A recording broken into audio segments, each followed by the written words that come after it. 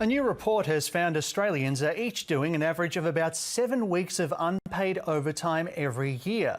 The Australia Institute has released data showing workers are losing out on about $11,000 a year in unpaid labour.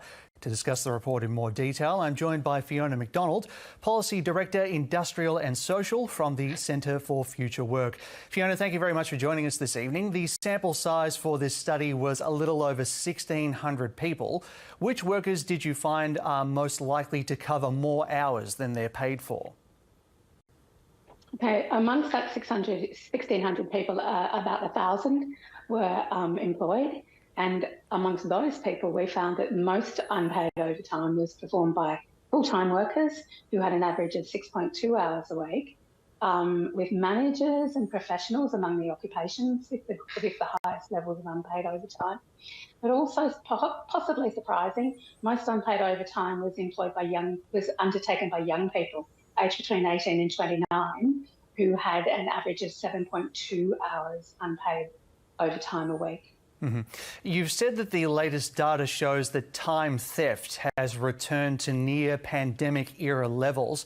Tell us a bit more about that, including why it's back up again. Well, it's risen from an average across the workforce of 4.3 hours in 2022 back up to where it was at pandemic era levels. Now, that's kind of surprising because we have low levels of unemployment. And in that circumstance, you'd think that employees would be able to work the hours that they want and not to be working too much unpaid time, but maybe pressures are on them because employers are finding it difficult to fill vacancies. But also maybe pressures are on employees because of cost of living pressures and insecure work. We did find quite a lot of unpaid overtime amongst casual and part-time workers on part-time hours, as well as full-time workers. So insecure work could be an issue with that also. You touched on it there a bit, the cost of living pressures and how they've been steadily rising recently. How big a part does that play in this data?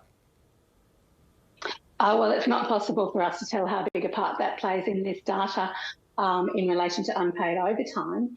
However, it does appear that that might be contributing to what were quite high levels of preferences for more paid work hours across the board, particularly among part-time and casual workers, but also among full-time workers.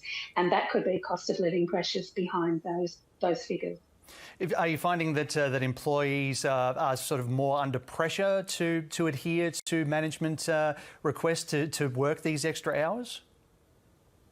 Yeah, we don't know that because we didn't collect qualitative data, but we do know from historically employees in Australia have always performed relatively high levels of unpaid overtime and do work long hours. Australia fares very poorly in comparison with other OECD countries on long hours. So we appear to have a systemic problem, a cultural problem of long hours and unpaid overtime amongst full-time workers, and also unpaid work amongst casual and part-time workers too, which I think we can see how that's occurring when we think of the incidences of wage theft that have been uncovered, for example, in universities amongst casual tutoring staff over the last couple of years, where jobs are just sized to be smaller in terms of pay than the time that they actually take.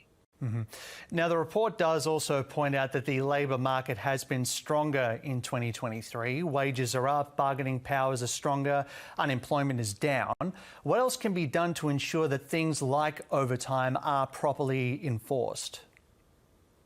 Well, I think one of the things for workers for whom the unpaid overtime problem is about work following them home, there are proposals and these have been implemented in some European countries for a right to disconnect that's enforceable so that employers are not allowed to contact workers outside work hours unless it's an emergency. For other workers who are in less secure positions and who are doing unpaid overtime despite the fact that they're in part-time and casual work, the kinds of solutions we need here are better protections for those workers. So the criminalisation of wage theft, which is the proposal on the table that the government's got on the table, could be important here, as well as additional protections for insecure workers. Fiona Macdonald from the Centre for Future Work, thank you. Thank you. Thanks for watching. If you'd like to keep up to date with all our latest research and work, sign up to our newsletter. Delivered every fortnight, it includes behind-the-scenes updates from Richard Dennis, an exclusive cartoon from Judy Horacek, details for our upcoming events and webinars, as well as explainers, graphs, and not to mention the latest cutting-edge research and analysis from the team here on the key issues that are facing Australia. Click the button on your screen to check it out.